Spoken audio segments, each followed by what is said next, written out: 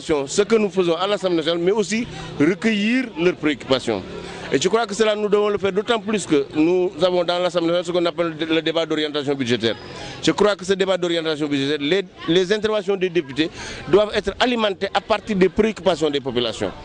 Et je suis d'autant plus satisfait que j'estime qu'avec ce que j'ai vu aujourd'hui, nous devons aller dans le sens de doter les députés de chaque département d'une permanence et d'un personnel qui puisse leur permettre de recevoir les populations, de les rencontrer et de connaître de leurs préoccupations. En tout cas, ce que j'ai vu ici m'assure que si nous discutons du pays et de ses problèmes,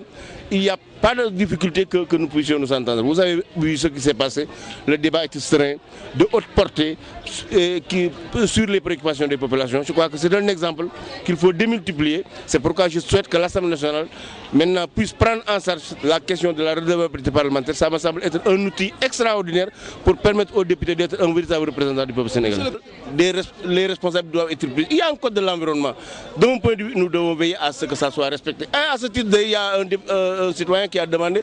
qu'est-ce que le député peut faire dans le cadre de l'application des lois. Nous avons au niveau de l'Assemblée nationale une commission qui est chargée exclusivement d'étudier l'application des lois que nous votons. Et je crois que cette commission, nous devons la renforcer davantage parce que si nous votons une loi, nous devons veiller à ce que cette loi soit bien appliquée. Donc la question de la pollution, c'est un vrai problème.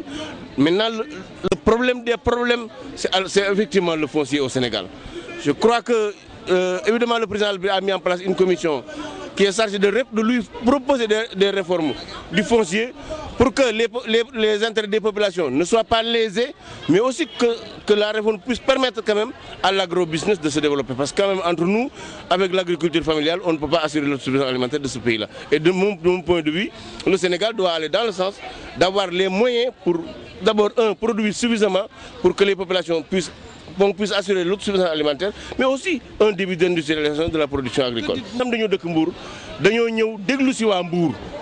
Dama ko rafetlu ba tax ma jàpp ne Assemblée nationale loolu daf ko war a boole ci liggéeyam maanaam calendrier parlementaire bi dañ cee war a boole période de redevabilité parlementaire maanaam jamono joo xam ne bu ñëwee ñu bàyyi député yi ñu delluwaat ci seen biir base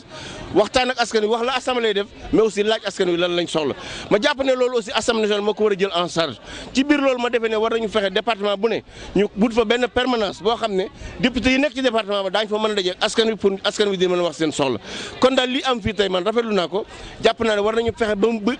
mu gën a dëgër ba mu gën a réew mépp gis seen bopp parce que bu fekkoonte ne tey assemblée jëloon na ko en charge kon xëy na question yi ñu doon débattre fii fekk na def nañ ko bu yàgg a yàgg kon daal man maa ngi koy rafetlu di féliciter Maguette Diop ak Sira Ndiaye seen taxawaay rafet na ci assemblée nationale waaye ni ñu taxawee tey sama xol seet na ci waa population Mbour itam ni ñu taxawee vraiment rafetlu problème bu rëy la ci àdduna mais rawatina fii ci suñu réew yi surtout réewu taax yi maintenant ci mbirum suuf nag jàpp naa ne moom mooy aali kalaj ji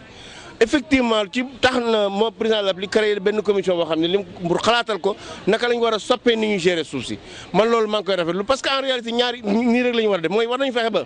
ñi nga xam ne ñoo dëkk ci fi suuf si nekk ñu gis seen bopp waaye am na ñoo xam ne aussi dañoo yor seen alal bëgg a liggéey bëgg a maanaam def lu mel ni l'agro business war nañ leen a mën a wutal aussi fu ñu mën a jaar fu ñu mën a nekk li bon daal li mënul ne mooy ñu jël suufu réew mi di ko jaay ay doxandéem loolu moom Sénégal benn du ko nangoo seetaan président de la République loolu nekkul ci xelam li am solo daal mooy war nañoo fexe ba ñi nga xam ne ñoo fi dëkk gis seen njëriñ ci réforme bi maanaam suuf si ñu am ci seen cër ñi nga xam ne dañoo ñëw nag pour liggéey ci réew mi aussi ñu may leen foo xam ne daañu mën a toog pour liggéey.